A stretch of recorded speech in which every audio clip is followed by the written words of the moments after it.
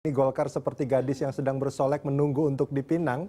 Nah, tapi kalau menurut Mbak Wi dan Mas Kris sendiri, apakah Golkar menunggu dipinang atau sebetulnya dia di Pilpres ini akan betul-betul menampilkan capresnya sendiri dengan berkoalisi dengan partai lain? Persenyawaan kimia itu kompleks kalau bertiga ini.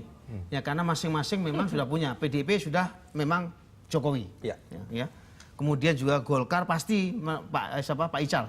Kemudian Gerindra Prabowo. Nah, ini masing-masing menurut saya tidak ada yang mau mengalami jadi wakil presiden, ya. Karena urusannya rumit ini ya.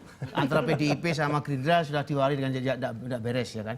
Kemudian juga ada kata PDIP mau dengan Demokrat itu juga urusan masa lalu masih terngiang-ngiang semua. Belum selesai. Ya, jadi saya kira tadi kalau di BCI jeung Mbak Wiwi ini mungkin saya setuju tuh kalau kemudian mungkin kalau PDIP harus koalisi itu koalisi misalnya dengan PKB.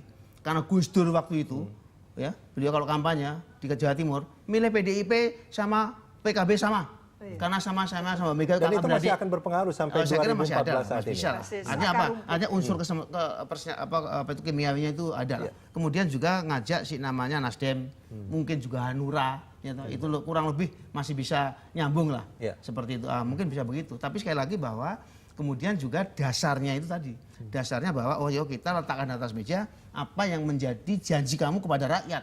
Ya, kamu harus ingat pada Pak Wiranto juga mencoba menjadi orang kecil, menjadi tukang becak, tukang segala macam. Kemudian harus ingat bahwa Pak Surya Paloh berkobar-kobar bahwa Pancasila akan dijadikan ideologi untuk bisa mereformasi ulang dan sebagainya. Itu di atas meja dirumuskan untuk agenda 5 tahun seperti apa.